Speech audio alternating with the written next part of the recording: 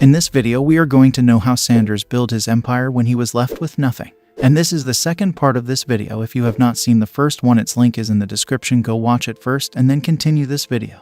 What about if instead of running a restaurant himself, he could franchise? He'd let other restaurants sell his chicken and charge 4 cents for every chicken sold. So Sanders put a bunch of pressure cookers in his car, along with a big bag of his famous seasoning, and hit the road in his 1946 Ford. His plan was to travel all across the United States, finding potential franchisee restaurants.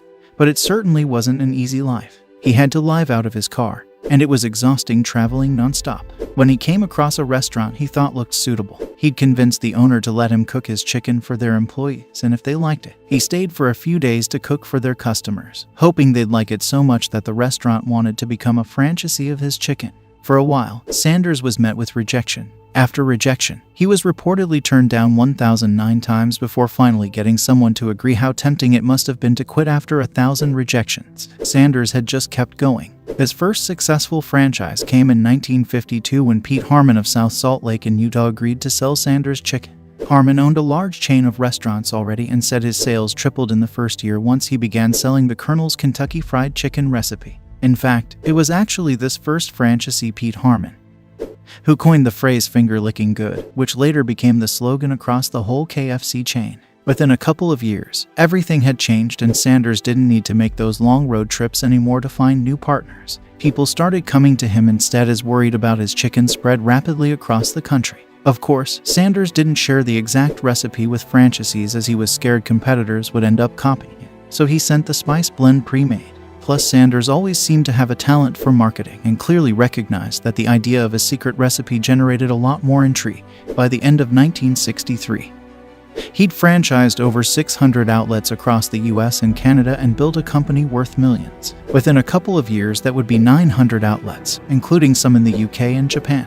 This chicken was a huge hit, and the franchise model was a massive. Sanders had finally made it and at long last was financially secure. But that is certainly not the end of the story. KFC was thriving. But then one day, a group of entrepreneurs and investors led by a 29-year-old named John Brown came to Sanders with an offer. They wanted to buy his business. John had been shocked when he learned that KFC didn't even have a sales team and was simply relying on restaurant owners coming to KFC through word of mouth in order to open up their own KFC franchise.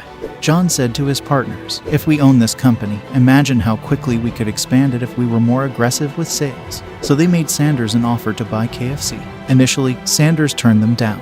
His business was like a child to him, and he was concerned they'd ruin it, but John wouldn't let it go.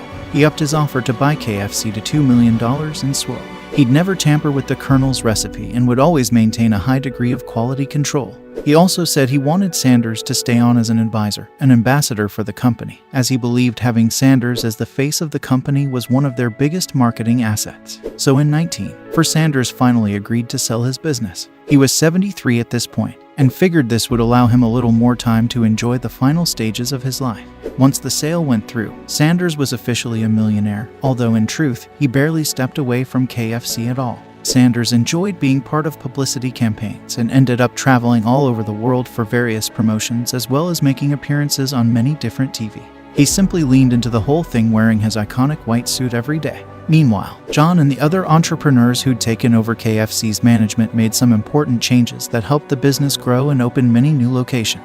However, in 1971, John Brown sold the company to a giant food conglomerate, and that's when everything began to change. Unlike John, who'd agreed not to tamper with the Colonel's recipes, the new owners of KFC did not do that. For example, they changed the gravy to a version that was much cheaper and easier to make. A company executive at the time said, "Let's face it, the Colonel's gravy was fantastic, but you had to be a Rhodes Scholar to cook it."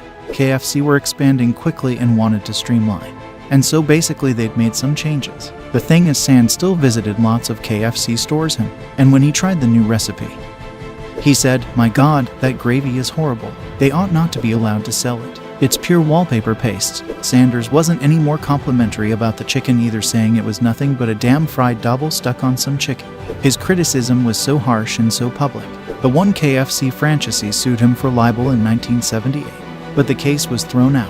However, Sanders was so unhappy with the direction KFC was taking under the new owners. He opened up his own competing restaurant under the name Claudia Sanders, the Colonel's Lady Dinner House. This then led to KFC suing Sanders. In other words, the new owners suing the founder of the company.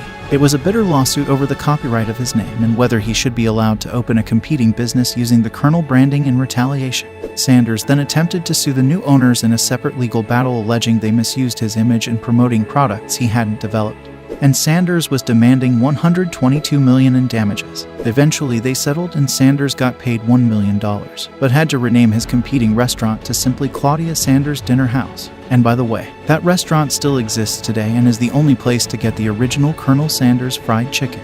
But still, Sanders was a fighter until the end. But in 1980, he died from acute leukemia, age 90. He was still working until a month before his death. As he said, he had no interest in retiring and sitting around doing nothing. As of today, there are over 25,000 KFC outlets around the world. And it all started with a guy cooking chicken in a gas station despite constant failures, rejections, and tragedy. Sanders kept going, starting his new business model at 65 and became a millionaire by 74. In the famous words of Colonel Sanders himself, one has to remember that every failure can be a stepping stone to something better. And if you want to see another entrepreneurial success story like this, check out my video on how Rolex built their empire and dominated the watch market. This Rolex video was here long time in the making, and I think you'll really like it. So just click here to watch it now. And I think you already liked this video anyway. Thank you for watching and I will see you in the next video. Stay tuned.